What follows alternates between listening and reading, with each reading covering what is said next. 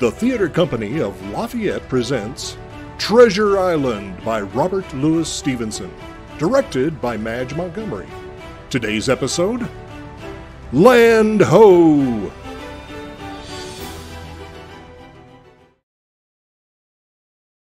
We'd been at sea for almost a month without incident, until one afternoon Captain Smollett had cause to call all crew on deck.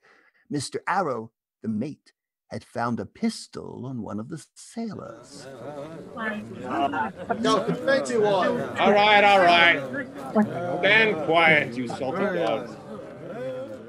Now then, since this is a first offense, I shall let it go unpunished. But let it happen again, and the penalty will be 15 lashes. True dismissed, Mr. Arrow.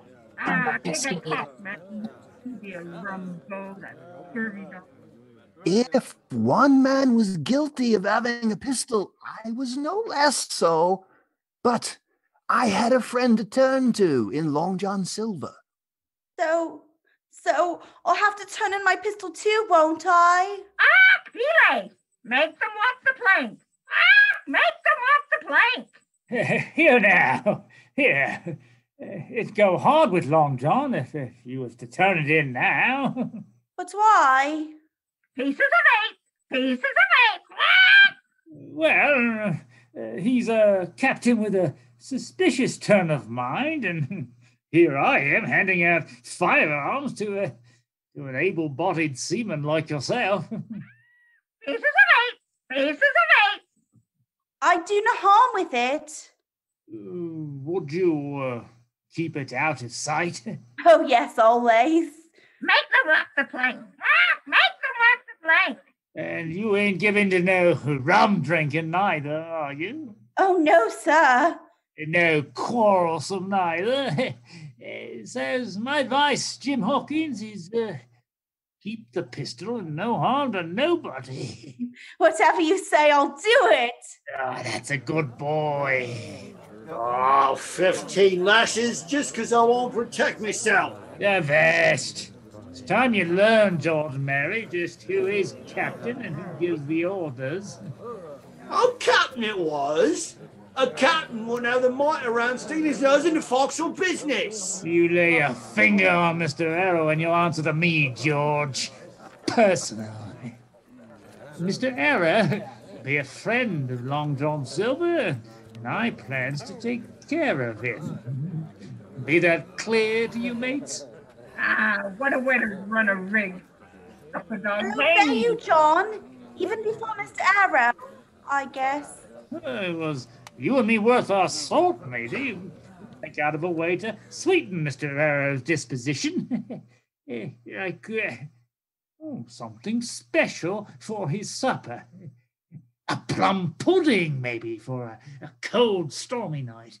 Stormy nights? She's clouding up, Jim. We'll rock proper come evening. Only plum dunk ain't no better than Bilgewater without rum. Can't you get rum for cooking? Have captain suspect me of sneaking double grog? Why don't I ask Squire for some? Without captain knowing. I'm sure I could. Play me down. You're a good one, Jim. I seen that from the start. Get the rum, boy. Bring it here. We ran into weather that night, just as Long John said we would. The crew in the forecastle were slow to change watch. Mr. Arrow came below to rouse them out. Starboard watch on deck, lively now! Starboard watch on deck! You there! Stand along on the post! Mr. Arrow, could you spare me a moment, sir? Well? If you'll step in the galley, sir. Plum duck, made special for you, sir. I'm obliged, Mr. Silver. Then have your fill, sir. This here bottle is what gives it its flavor. Half full it is. So sweetened, it's said, to suit your tastes. Aye, sir, to suit your tastes. That bottle of rum was empty when Mr. Arrow went back up on deck.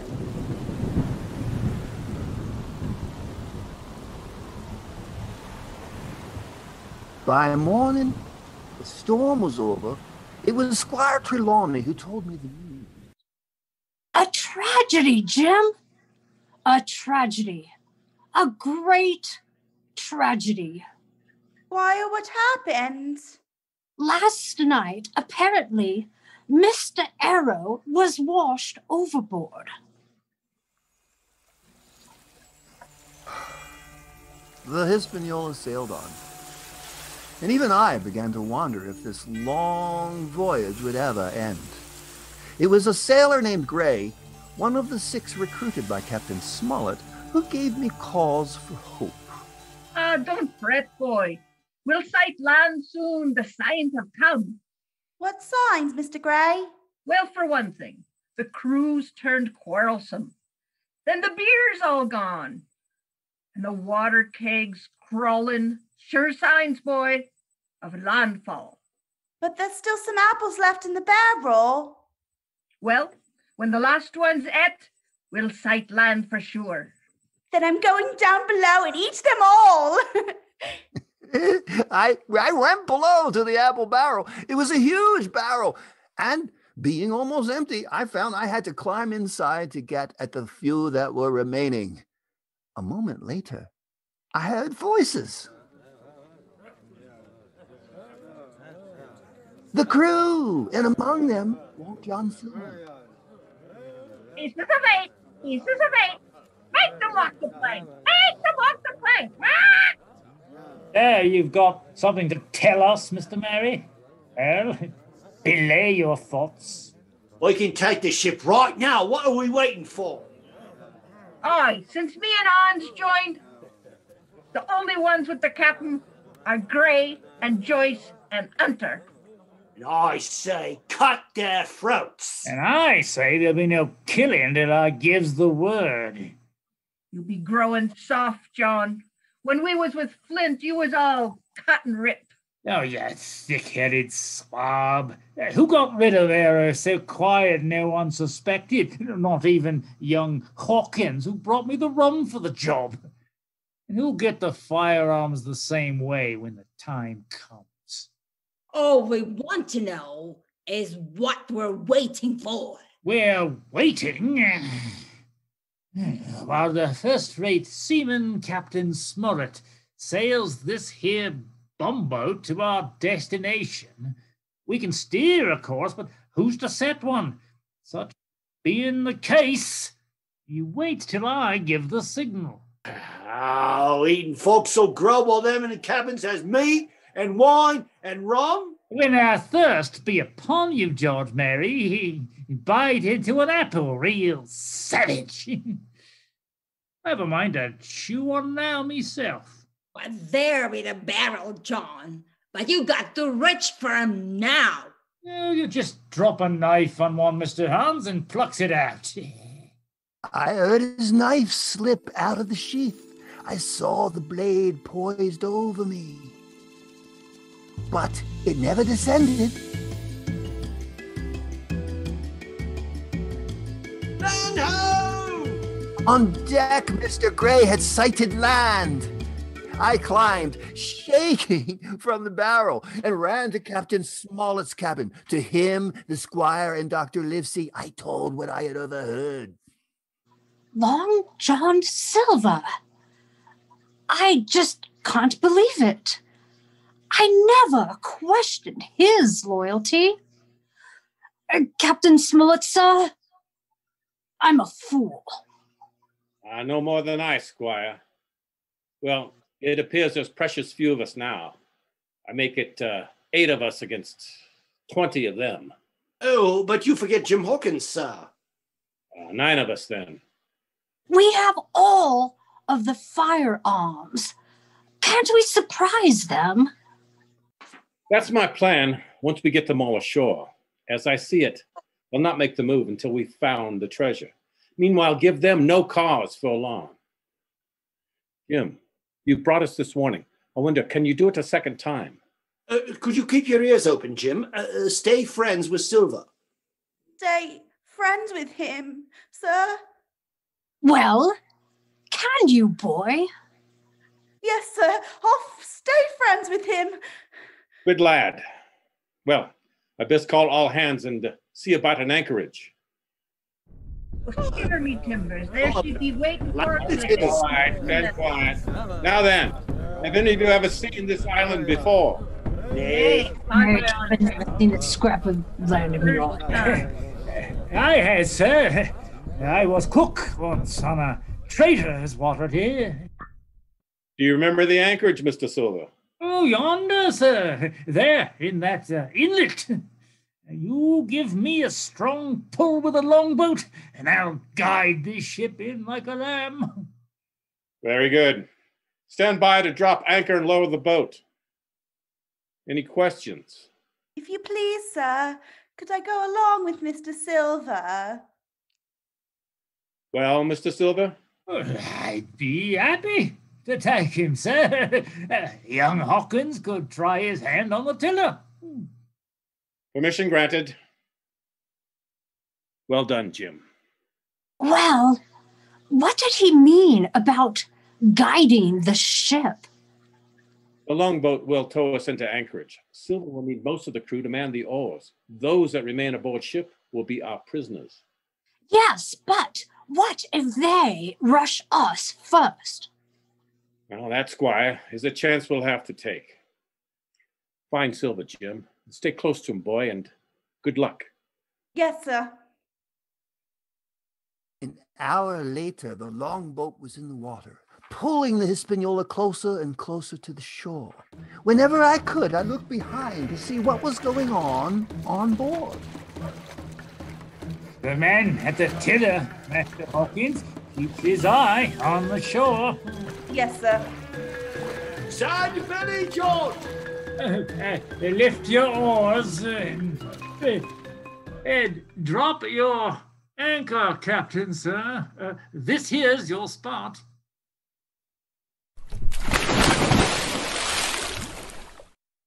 I heard the splash of the anchor behind us, followed almost at once by shouts of warning by Captain Smollett.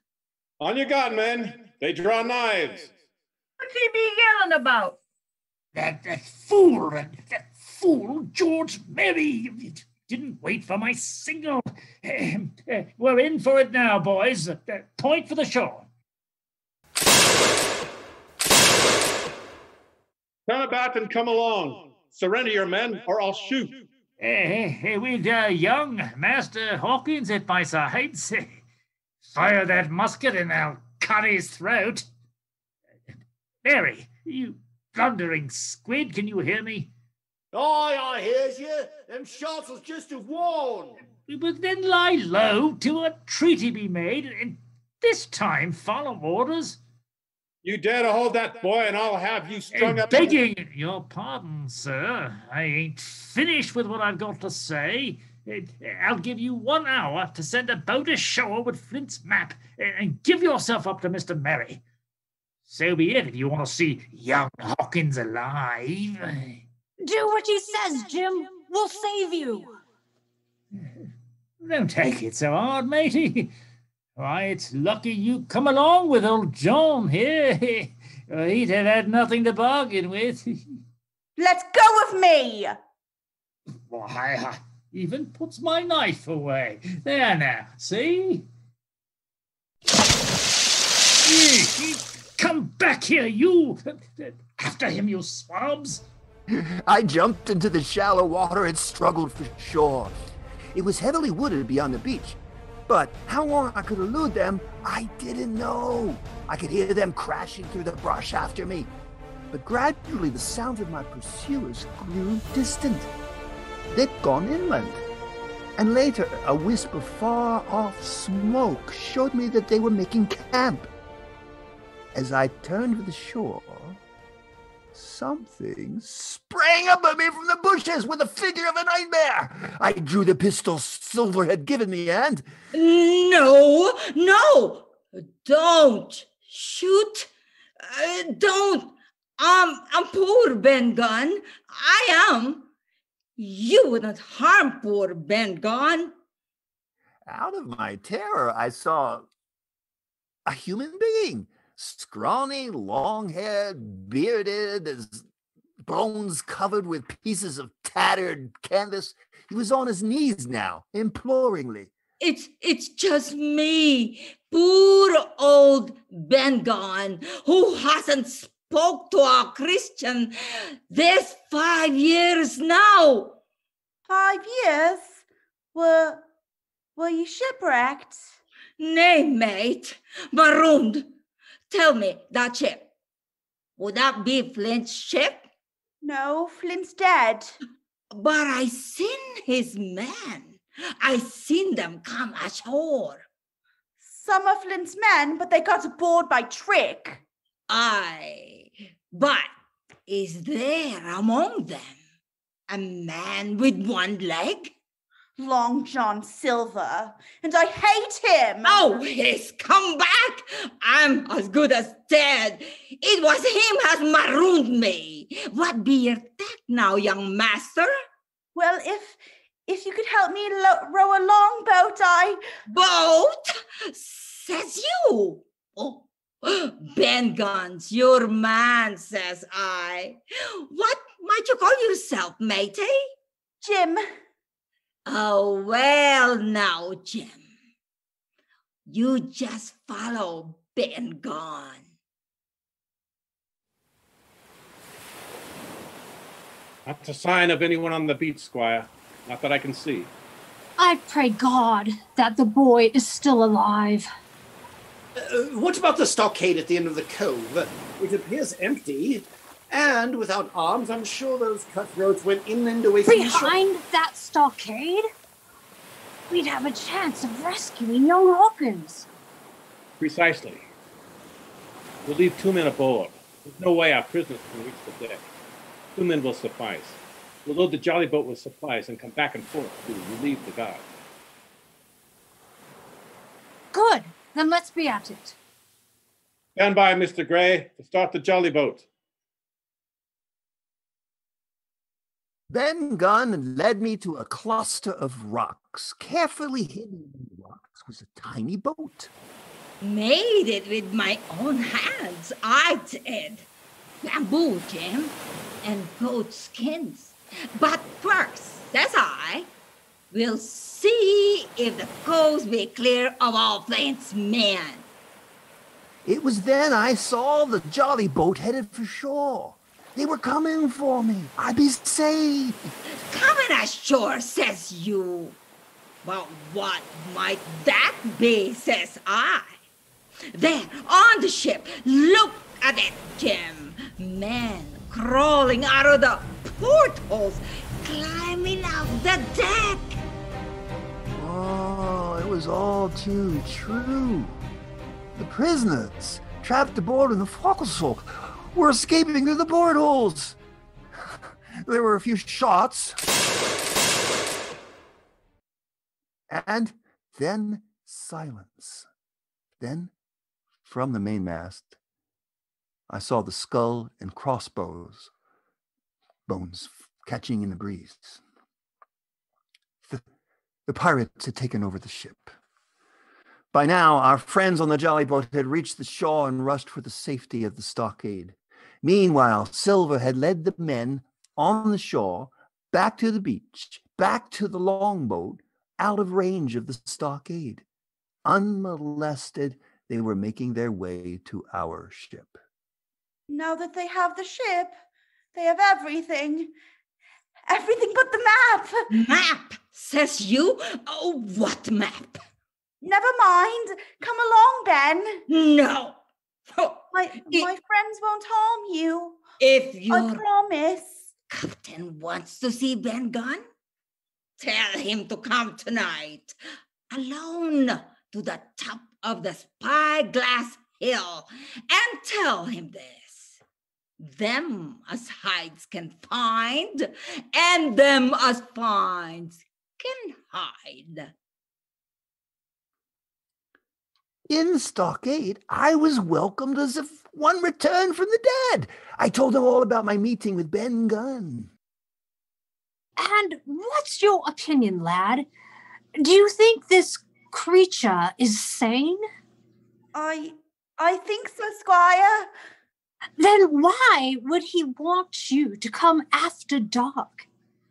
Captain Smollett? Safety, of course. Right now, we expect visitors ourselves. They're coming from the ship, Captain. Aye, the long boat's full of them. Can you load a gun, Jim? Yes, sir.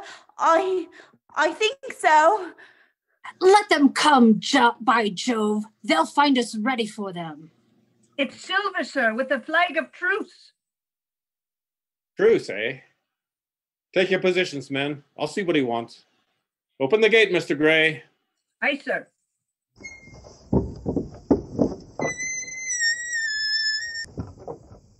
Now close it and shoot with the first false move. Flag of truce, Captain, sir. Flag of truce. And what does that mean, Mr. Silver? Captain Silver to come aboard, sir, and make terms. Captain Silver? Who's he? It's me, sir.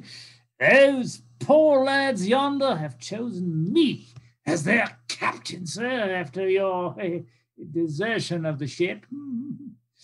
Stay under cover, lads, and wait for me. Open the gate, Mr. Gray.